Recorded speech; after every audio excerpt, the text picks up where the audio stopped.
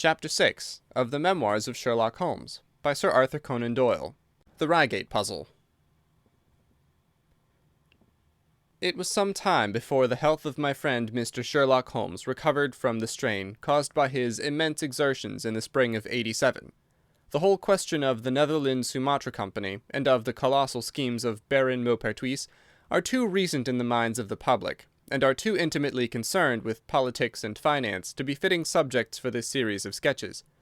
They led, however, in an indirect fashion to a singular and complex problem which gave my friend an opportunity of demonstrating the value of a fresh weapon among the many with which he waged his lifelong battle against crime.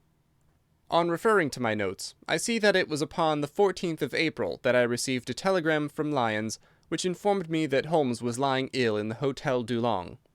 Within 24 hours I was in his sick room, and was relieved to find that there was nothing formidable in his symptoms. Even his iron constitution, however, had broken down under the strain of an investigation which had extended over 2 months, during which period he had never worked less than 15 hours a day, and had more than once, as he assured me, kept to his task for 5 days at a stretch. Even the triumphant issue of his labours could not save him from reaction after so terrible an exertion, and at a time when Europe was ringing with his name, and when his room was literally ankle-deep with congratulatory telegrams, I found him a prey to the blackest depression. Even the knowledge that he had succeeded where the police of 3 countries had failed, and that he had outmanoeuvred at every point the most accomplished swindler in Europe, was insufficient to rouse him from his nervous prostration. 3 days later we were back in Baker Street together, but it was evident that my friend would be much the better for a change, and the thought of a week of springtime in the country was full of attractions to me also. My old friend Colonel Hayter, who had come under my professional care in Afghanistan, had now taken a house near Reigate in Surrey, and had frequently asked me to come down to him upon a visit. On the last occasion he had remarked that if my friend would only come with me, he would be glad to extend his hospitality to him also.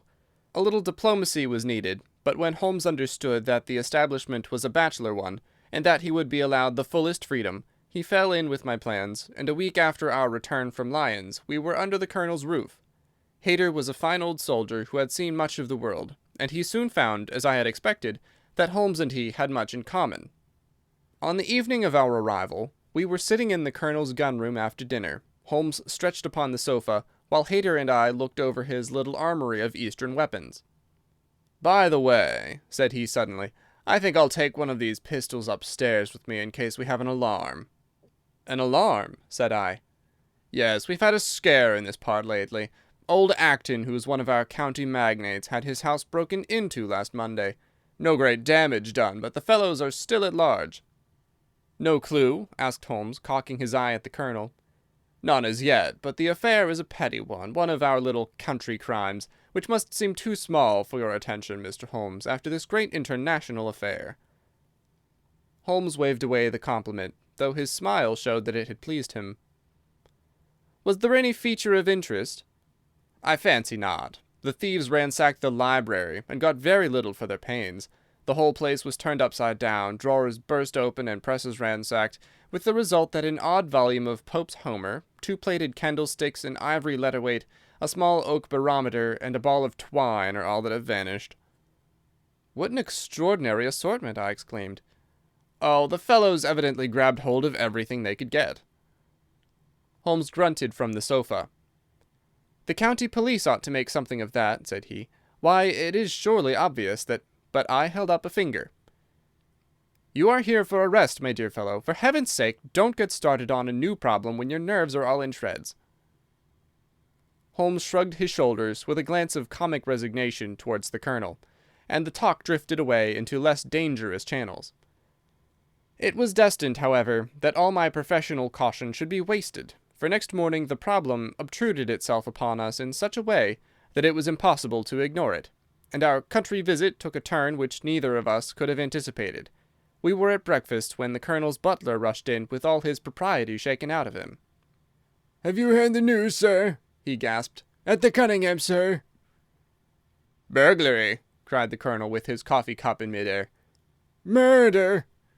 The Colonel whistled. "By Jove," said he. "Who's killed, then? The J.P. or his son?" "Neither, sir. It was William the coachman. Shot through the heart, sir, and never spoke again." "Who shot him, then?"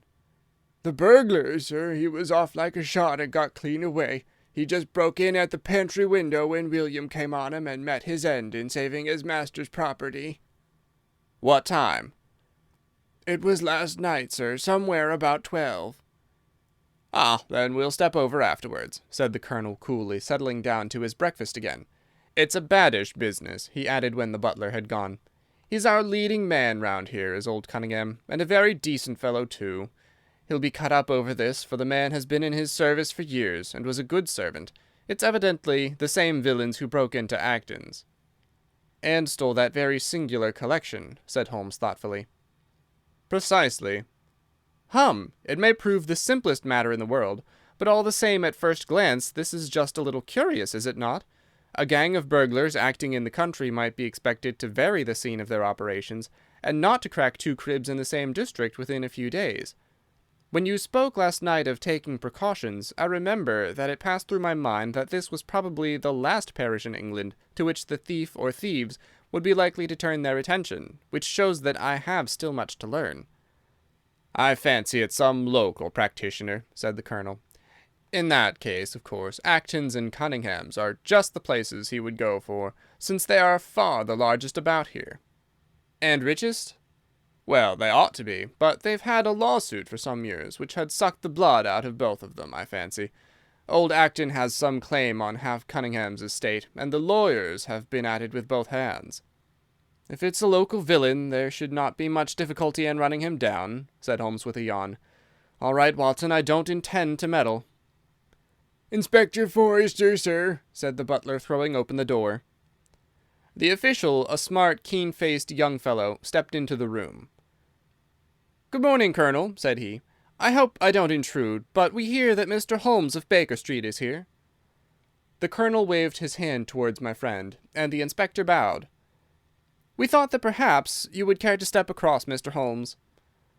"The fates are against you, Watson," said he, laughing. "We were chatting about the matter when you came in, Inspector. Perhaps you can let us have a few details." As he leaned back in his chair in the familiar attitude, I knew that the case was hopeless. "We had no clue in the Acton affair, but here we have plenty to go on, and there's no doubt it is the same party in each case. The man was seen." "Ah! Yes, sir, but he was off like a deer after the shot that killed poor William Kirwan was fired. Mr. Cunningham saw him from the bedroom window, and Mr. Alec Cunningham saw him from the back passage. It was 11:45 when the alarm broke out. Mr. Cunningham had just got into bed, and Mr. Alec was smoking a pipe in his dressing gown. They both heard William the coachman calling for help, and Mr. Alec ran down to see what was the matter. The back door was open, and as he came to the foot of the stairs, he saw 2 men wrestling together outside. One of them fired a shot, the other dropped, and the murderer rushed across the garden and over the hedge. Mr. Cunningham, looking out of his bedroom, saw the fellow as he gained the road, but lost sight of him at once. Mr. Alec stopped to see if he could help the dying man, and so the villain got clean away. Beyond the fact that he was a middle-sized man, and dressed in some dark stuff, we have no personal clue, but we are making energetic inquiries, and if he is a stranger we shall soon find him out." "What was this William doing there? Did he say anything before he died?" "Not a word. He lives at the lodge with his mother, and as he was a very faithful fellow, we imagine that he walked up to the house with the intention of seeing that all was right there. Of course, this Acton business has put everyone on their guard. The robber must have just burst open the door, the lock has been forced, when William came upon him." "Did William say anything to his mother before going out?" "She's very old and deaf, and we can get no information from her. The shock has made her half-witted, but I understand that she was never very bright. There is one very important circumstance, however. Look at this."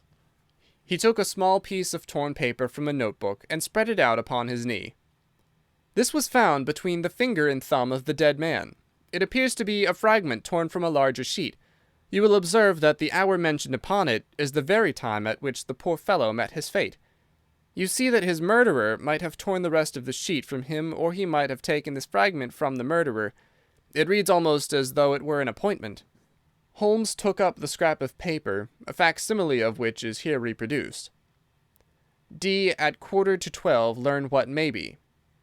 "Presuming that it is an appointment," continued the inspector, It is of course a conceivable theory that this William Kirwan, though he had the reputation of being an honest man, may have been in league with the thief. He may have met him there, may even have helped him to break in the door, and then they may have fallen out between themselves. "This writing is of extraordinary interest," said Holmes, who had been examining it with intense concentration. "These are much deeper waters than I had thought." He sank his head upon his hands, while the inspector smiled at the effect which his case had had upon the famous London specialist. "Your last remark," said Holmes presently, "as to the possibility of there being an understanding between the burglar and the servant, and this being a note of appointment from one to the other, is an ingenious and not entirely impossible supposition. But this writing opens up—" He sank his head into his hands again, and remained for some minutes in the deepest thought. When he raised his face again, I was surprised to see that his cheek was tinged with colour, and his eyes as bright as before his illness. He sprang to his feet with all his old energy. "I'll tell you what," said he. "I should like to have a quiet little glance into the details of this case. There's something in it which fascinates me extremely. If you will permit me, Colonel, I will leave my friend Watson and you, and I will step round with the inspector to test the truth of one or two little fancies of mine. I will be with you again in half an hour." An hour and a half had elapsed before the inspector returned, alone. "Mr. Holmes is walking up and down in the field outside," said he. "He wants us all four to go up to the house together." "To Mr. Cunningham's?" "Yes, sir." "What for?" The inspector shrugged his shoulders. "I don't quite know, sir. Between ourselves, I think Mr. Holmes had not quite got over his illness yet. He's been behaving very queerly, and he's very much excited." "I don't think you need to alarm yourself," said I. "I have usually found that there was method in his madness." "Some folks might say there was madness in his method," muttered the inspector. "But he's all on fire to start, Colonel, so we had best go out if you are ready." We found Holmes pacing up and down in the field, his chin sunk upon his breast, and his hands thrust into his trousers pockets. "The matter grows in interest," said he. "Watson, your country trip has been a distinct success. I've had a charming morning."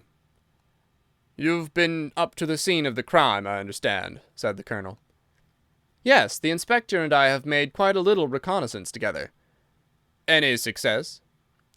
"Well, we have seen some very interesting things. I'll tell you what we did as we walk.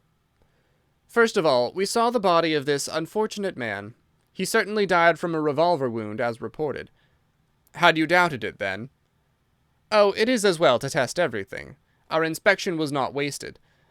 We then had an interview with Mr. Cunningham and his son, who were able to point out the exact spot where the murderer had broken through the garden hedge in his flight.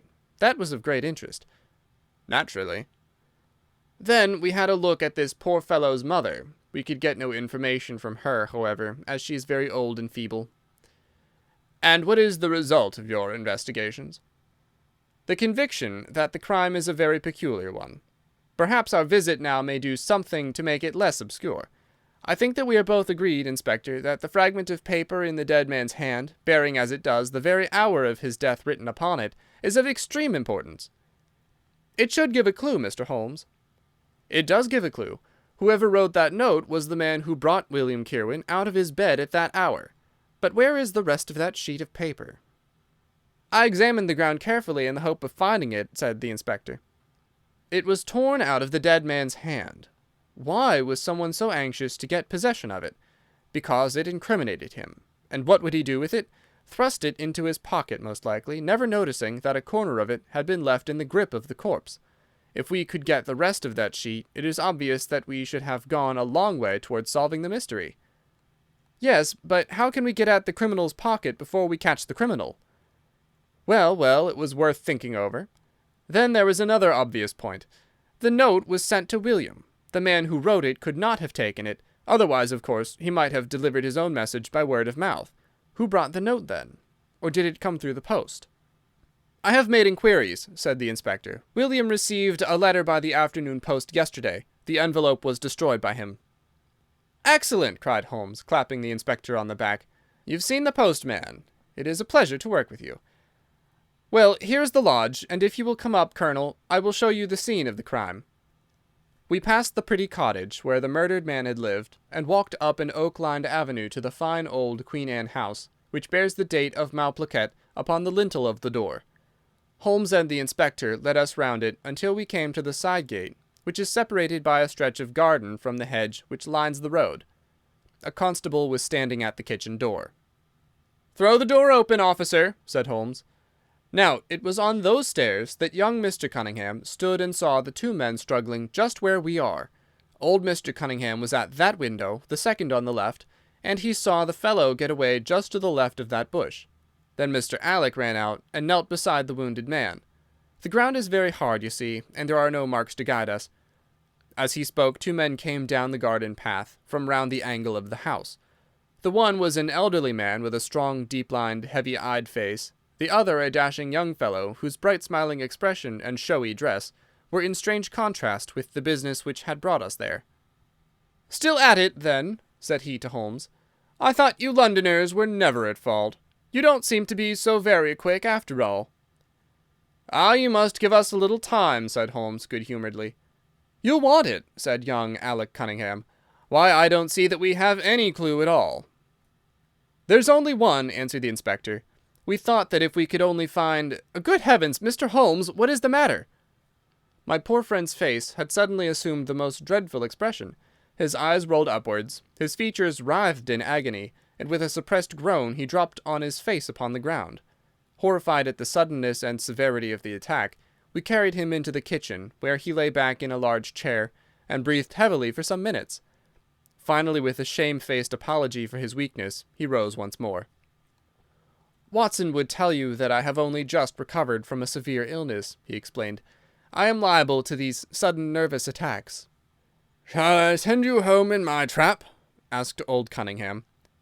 "Well, since I am here, there is one point on which I should like to feel sure. We can very easily verify it." "What was it?"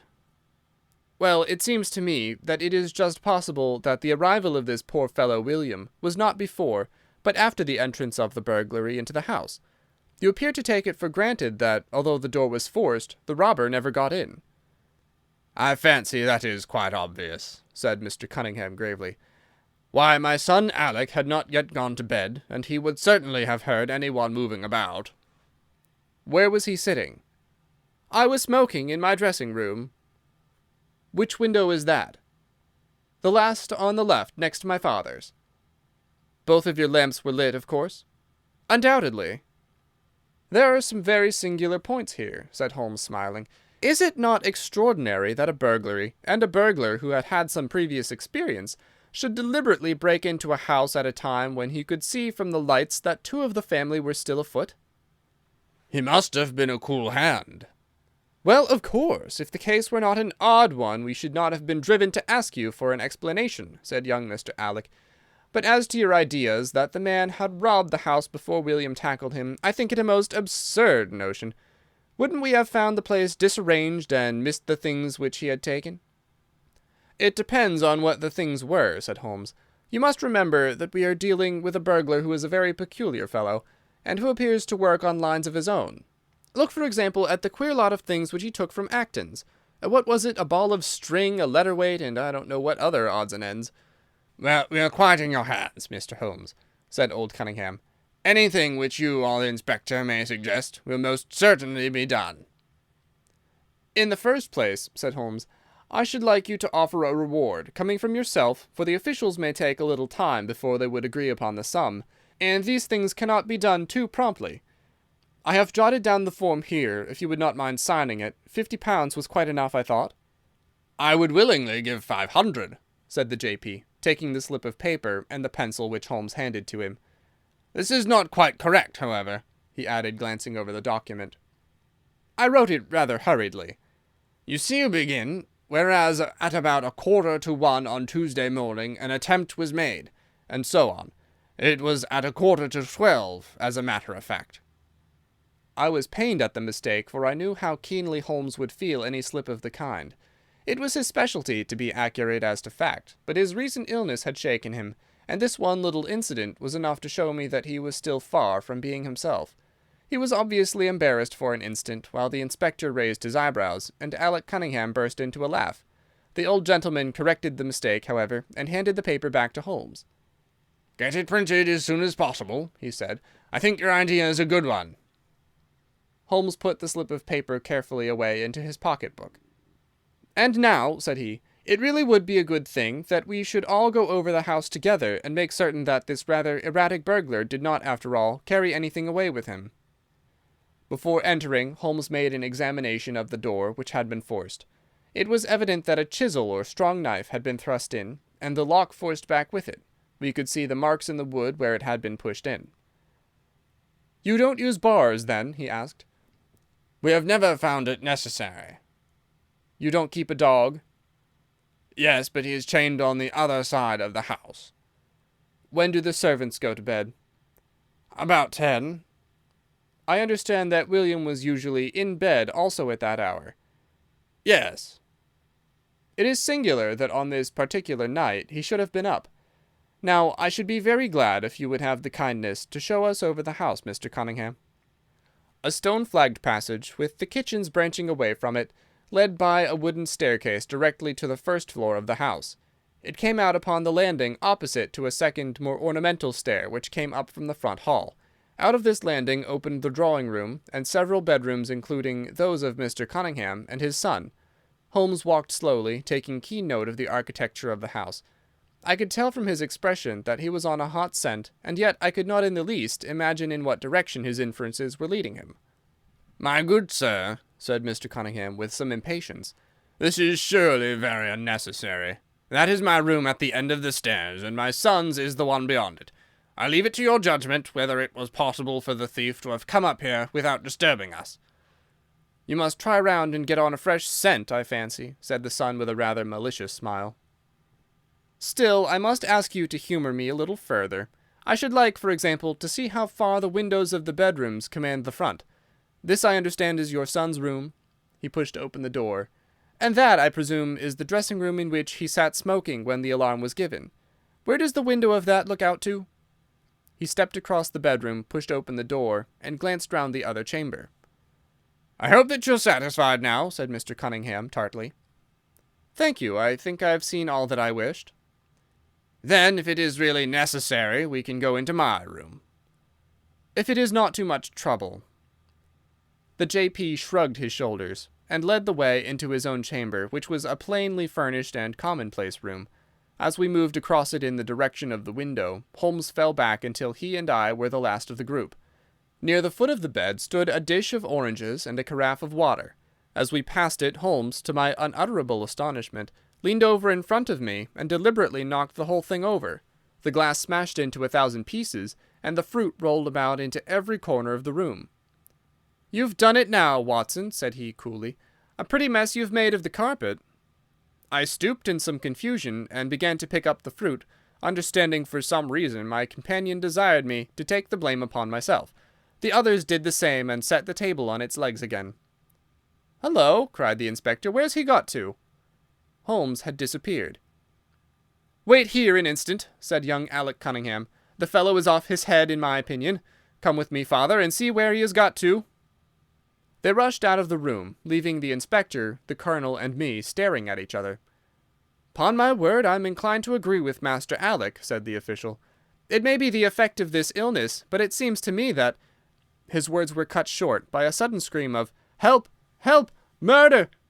With a thrill I recognized the voice of that of my friend. I rushed madly from the room onto the landing. The cries, which had sunk down into a hoarse, inarticulate shouting, came from the room which we had first visited. I dashed in, and on into the dressing-room beyond.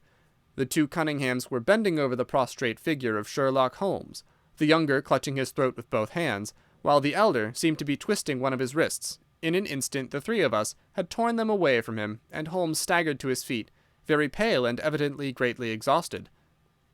"Arrest these men, Inspector," he gasped. "On what charge?" "That of murdering their coachman, William Kerwin." The inspector stared about him in bewilderment. "Oh, come now, Mr. Holmes," said he at last. "I'm sure you don't really mean to—" "Tut, man, look at their faces!" cried Holmes curtly. Never certainly have I seen a plainer confession of guilt upon human countenances. The older man seemed numbed and dazed, with a heavy, sullen expression upon his strongly marked face. The son, on the other hand, had dropped all that jaunty, dashing style which had characterized him, and the ferocity of a dangerous wild beast gleamed in his dark eyes and distorted his handsome features. The inspector said nothing, but stepped to the door. He blew his whistle. 2 of the constables came at the call. "I have no alternative, Mr. Cunningham," said he. "I trust that this may all prove to be an absurd mistake, but you can see that— Ah, would you? Drop it!" He struck out with his hand, and a revolver which the younger man was in the act of cocking clattered down upon the floor. "Keep that," said Holmes, quietly putting his foot upon it. "You will find it useful at the trial. But this is what we really wanted." He held up a little crumpled piece of paper. "The remainder of the sheet!" cried the inspector. "Precisely. And where was it?" "Where I was sure it must be. I'll make the whole matter clear to you presently. I think, Colonel, that you and Watson might return now, and I will be with you again in an hour at the furthest. The inspector and I must have a word with the prisoners, but you will certainly see me back at luncheon time." Sherlock Holmes was as good as his word, for about 1 o'clock he joined us in the Colonel's smoking room. He was accompanied by a little elderly gentleman, who was introduced to me as the Mr. Acton whose house had been the scene of the original burglary. "I wished Mr. Acton to be present while I demonstrated this small matter to you," said Holmes, "for it is natural that he should take a keen interest in the details. I'm afraid, my dear Colonel, that you must regret the hour that you took in such a stormy petrel as I am." "On the contrary," answered the Colonel warmly, "I consider it the greatest privilege to have been permitted to study your methods of working. I confess that they quite surpass my expectations, and that I am utterly unable to account for your result. I have not yet seen the vestige of a clue. I am afraid that my explanation may disillusion you, but it has always been my habit to hide none of my methods, either from my friend Watson or from anyone who might take an intelligent interest in them. But first, as I am rather shaken by the knocking about which I had in the dressing-room, I think that I shall help myself to a dash of your brandy, Colonel. My strength had been rather tried of late." "I trust that you had no more of those nervous attacks?" Sherlock Holmes laughed heartily. "We will come to that in its turn," said he. "I will lay an account of the case before you in its due order, showing you the various points which guided me in my decision. Pray interrupt me if there is any inference which is not perfectly clear to you. It is of the highest importance in the art of detection to be able to recognize, out of a number of facts, which are incidental and which vital. Otherwise your energy and attention must be dissipated instead of being concentrated. Now, in this case, there was not the slightest doubt in my mind from the first that the key of the whole matter must be looked for in the scrap of paper in the dead man's hand. Before going into this, I would draw your attention to the fact that if Alec Cunningham's narrative was correct, and if the assailant, after shooting William Kirwan, had instantly fled, then it obviously could not be he who tore the paper from the dead man's hand. But if it was not he, it must have been Alec Cunningham himself, for by the time that the old man had descended, several servants were upon the scene. The point is a simple one, but the inspector had overlooked it because he had started with the supposition that these county magnates had had nothing to do with the matter.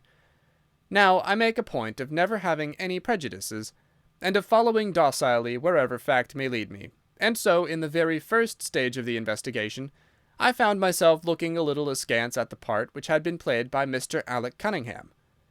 And now I made a very careful examination of the corner of paper which the inspector had submitted to us. It was at once clear to me that it formed a part of a very remarkable document. Here it is. Do you not now observe something very suggestive about it? "It has a very irregular look," said the Colonel. "My dear sir," cried Holmes, "there cannot be the least doubt in the world that it has been written by 2 persons doing alternate words. When I draw your attention to the strong T's of at and to, and ask you to compare them with the weak ones of quarter and 12, you will instantly recognize the fact. A very brief analysis of these 4 words would enable you to say, with the utmost confidence, that the learn and the maybe are written in the stronger hand, and the what in the weaker." "By Jove, it's as clear as day," cried the Colonel. "Why on earth should 2 men write a letter in such a fashion?" Obviously the business was a bad one, and one of the men who distrusted the other was determined that, whatever was done, each should have an equal hand in it. Now, of the 2 men, it is clear that the one who wrote the at and to was the ringleader. How do you get at that? We might deduce it from the mere character of the one hand as compared with the other, but we have more assured reasons than that for supposing it. If you examine this scrap with attention, you will come to the conclusion that the man with the stronger hand wrote all his words first, leaving blanks for the other to fill up. These blanks were not always sufficient, and you can see that the second man had a squeeze to fit his quarter in between the at and the to, showing that the latter were already written. The man who wrote all his words first is undoubtedly the man who planned the affair."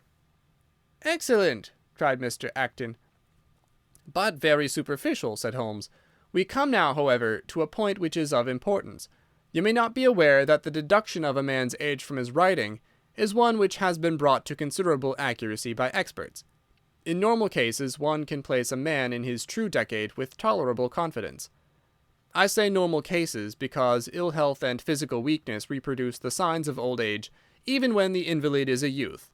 In this case, looking at the bold, strong hand of the one, and the rather broken-backed appearance of the other, which still retains its legibility although the T's have begun to lose their crossing, we can say that the one was a young man, and the other was advanced in years, without being positively decrepit." "Excellent!" cried Mr. Acton again. "There is a further point, however, which is subtler and of greater interest. There is something in common between these hands. They belong to men who are blood relatives. It may be most obvious to you in the Greek E's, but to me there are many small points which indicate the same thing. I have no doubt at all that a family mannerism can be traced in these two specimens of writing. I'm only, of course, giving you the leading results now of my examination of the paper. There were 23 other deductions which would be of more interest to experts than to you. They all tend to deepen the impressions upon my mind that the Cunninghams, father and son, had written this letter. Having got so far, my next step was, of course, to examine into the details of the crime, and to see how far they would help us. I went up to the house with the inspector, and saw all that was to be seen. The wound upon the dead man was, as I was able to determine with absolute confidence, fired from a revolver at the distance of something over 4 yards. There was no powder blackening on the clothes. Evidently, therefore, Alec Cunningham had lied when he said that the two men were struggling when the shot was fired. Again, both father and son agreed as to the place where the man escaped into the road. At that point, however, as it happens, there is a broadish ditch, moist at the bottom. As there were no indications of boot marks about this ditch, I was absolutely sure, not only that the Cunninghams had again lied, but that there had never been any unknown man upon the scene at all. And now I have to consider the motive of this singular crime. To get at this, I endeavoured first of all to solve the reason of the original burglary at Mr. Acton's. I understood from something which the Colonel told us that a lawsuit had been going on between you, Mr. Acton, and the Cunninghams. Of course, it instantly occurred to me that they had broken into your library with the intention of getting at some document which might be of importance in the case. "Precisely so," said Mr. Acton. "There can be no possible doubt as to their intentions.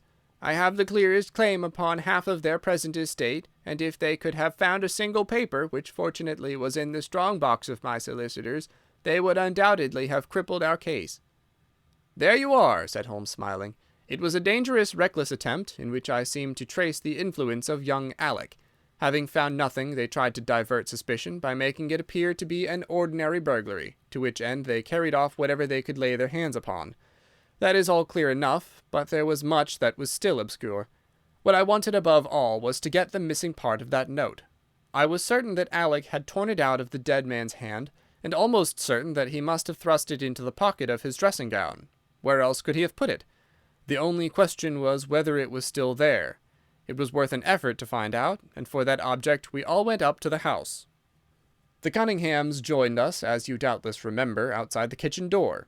It was, of course, of the very first importance that they should not be reminded of the existence of this paper, otherwise they would naturally destroy it without delay.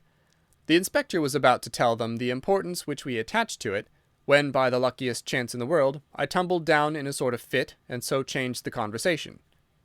"Good heavens!" cried the Colonel, laughing. "Do you mean to say all our sympathy was wasted, and your fit an imposture?" "Speaking professionally, it was admirably done," cried I, looking in amazement at this man who was forever confounding me with some new phase of his astuteness. "It is an art which is often useful," said he. "When I recovered, I managed, by a device which had perhaps some little merit of ingenuity, to get old Cunningham to write the word 12, so that I might compare it with the 12 upon the paper." "Oh, what an ass I've been!" I exclaimed. "I could see that you were commiserating me over my weakness," said Holmes, laughing.